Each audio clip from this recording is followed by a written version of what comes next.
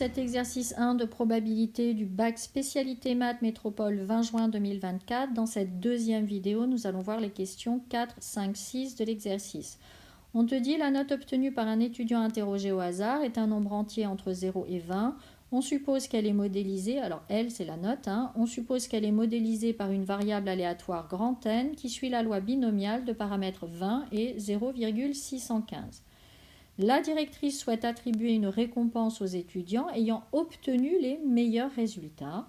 On te demande à partir de quelle note doit-elle attribuer les récompenses pour que 65% des étudiants soient récompensés.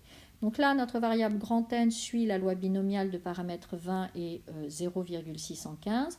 Donc on cherche la répartition des probabilités pour notre variable aléatoire de manière à savoir à partir de quelle valeur K, lorsque n est supérieur ou égal à K, eh bien la probabilité est supérieure ou égale à 0,65. Donc tu dis, on cherche la valeur du plus petit entier K tel que P de n supérieur ou égal à K soit supérieur ou égal à 0,65. Comme ça, on sait qu'au-delà de cette valeur K, donc de cette note K, eh bien, on aura plus de 65% des étudiants qui seront récompensés puisqu'ils auront une note supérieure à cette valeur K. Alors là, c'est l'exploration à la calculatrice. Tu rentres ta loi binomiale et donc tu trouves que, la calculatrice te donne que P de n supérieur ou égal à 11 est environ égal à 0,797, ce qui est strictement supérieur à 0,65, et que P de n supérieur ou égal à 12 est environ égal à 0,649, ce qui est strictement inférieur à 0,65. Donc pour avoir une probabilité supérieure à 0,65, il faut qu'on aille jusqu'à n égale 11 et au-delà. Conclusion, tu dis, donc, si la directrice attribue les récompenses aux élèves qui ont eu une note supérieure ou égale à 11, elle est sûre de récompenser 65% des élèves au moins, puisqu'on a P de n supérieur ou égal à 11 qui est environ égal à 0,797, on est quasiment à 80% des élèves qui seront récompensés. Question 5, on te dit, on interroge au hasard 10 étudiants. Les variables aléatoires N1, N2 jusqu'à N10 modélisent la note sur 20 obtenue à l'examen par chacun d'entre eux. Donc en fait, c'est comme si on faisait un échantillon de 10 valeurs de notre variable aléatoire grand N. On admet que ces variables sont indépendantes et suivent la même loi binomiale de paramètres 20 et 0,615. On te dit, soit est-ce la variable définie par S égale N1 plus N2 jusqu'à N10, calculer l'espérance E de S et la variance V de S de la variable aléatoire S. Donc, comme je viens de le dire, grand S, c'est la somme pour I égale à 1 jusqu'à I égale 10 des variables NI, c'est-à-dire N1 plus N2 jusqu'à N10. Et donc, grand S est la variable aléatoire somme d'un échantillon de taille 10 de la variable aléatoire n.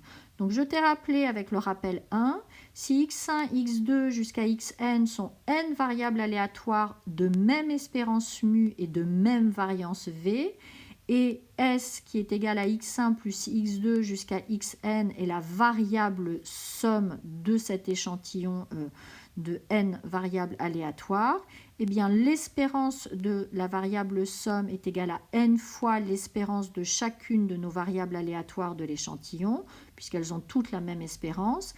Et si les variables sont indépendantes, eh bien la variance de la variable somme est égale à n fois la variance de chacune de ces variables aléatoires de l'échantillon. Alors en deuxième point, tu dis les variables NI suivent donc toute la même loi binomiale de paramètres n égale 20 et p égale 0,615. C'est ce qu'on te dit dans l'énoncé. Alors je t'ai rappelé en rappel 2, si grand X est une variable aléatoire suivant une loi binomiale de paramètres n et p, alors son espérance est égale à n fois p et sa variance est égale à n fois p, facteur de 1 moins p.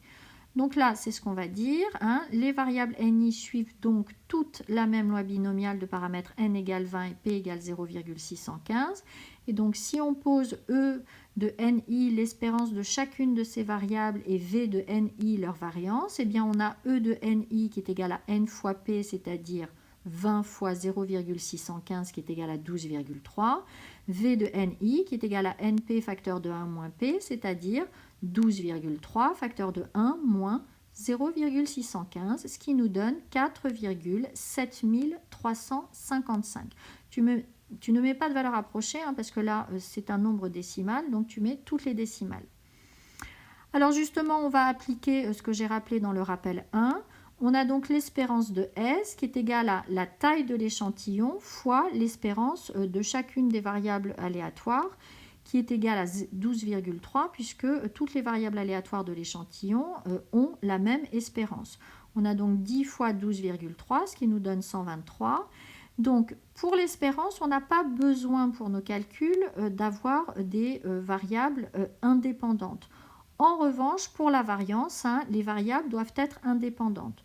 Donc là, tu dis 2 plus N1, N2 jusqu'à N10 étant indépendantes, eh bien la variance de la variable somme est égale à la taille de l'échantillon fois la variance de chacune des variables aléatoires, et donc 10 fois 4,7355, ce qui nous donne 47,355. Question 6, on te dit, on considère la variable aléatoire grand M égale S sur 10, co-modélise cette variable aléatoire grand M dans le contexte de l'exercice. Donc déjà dans le contexte de ton cours, hein, grand M modélise la variable aléatoire moyenne de l'échantillon de taille 10 de la variable aléatoire grand N. Et donc dans le contexte de l'exercice, eh bien, cette variable grand M donne la moyenne des notes obtenues pour un échantillon de 10 étudiants choisis au hasard.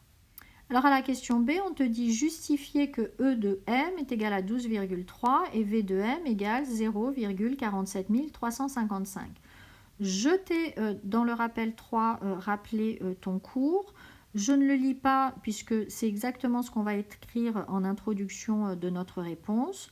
Donc, d'après le cours, si Mn est la variable aléatoire moyenne d'un échantillon de n variables aléatoires de même espérance mu et de même variance V, alors l'espérance de la variable aléatoire Mn est égale à mu. Et de plus, si les n variables sont indépendantes, alors on a V de Mn qui est égal à 1 sur n fois V. Donc là maintenant, nous, on traduit dans le contexte de notre exercice. On a donc l'espérance de M qui est égale à l'espérance de chacune de nos variables NI, puisqu'elles ont toutes la même espérance, c'est-à-dire 12,3. Et la variance de notre variable moyenne grand M est égale à 1 sur 10, 10 étant la taille de l'échantillon, fois la variance de chacune de nos variables aléatoires qui constituent l'échantillon, puisqu'elles ont toutes la même variance et qu'elles sont toutes indépendantes, ce qui nous fait 4,7355 sur 10 et donc 0,47355. Bien préciser que les variables NI sont indépendantes. Alors, petite remarque, on aurait pu s'y prendre autrement, hein, c'est le rappel 4 que je te fais. Si une variable aléatoire grand X a pour espérance E de grand X et pour variance V de grand X, alors pour tout réel petit a, on a l'espérance de A fois X qui est égale à A fois l'espérance de X et la variance de A fois X qui est égale à A au carré fois la variance de X. Donc on pouvait rédiger de la manière suivante en disant que grand M est égal à grand S sur 10, c'est-à-dire 1 sur 10 fois grand S. Donc M est égal à A fois S avec A qui est égal à 1 sur 10. Et donc d'après le cours, on a E de M qui est égal à E de A fois S, c'est-à-dire A fois E de S, et V de M qui est égal à V de A fois S, c'est-à-dire A au carré fois V de S. Donc E de M est égal à 1 sur 10 fois E de S, et donc 123 sur 10, et on retrouve notre 12,3. Et V de M qui est égal à 1 sur 10 le tout au carré fois V de S, c'est-à-dire 1 sur 100 fois 4,7355, et on retrouve notre 0,47355. On se retrouve dans la troisième et dernière vidéo pour la fin de l'exercice.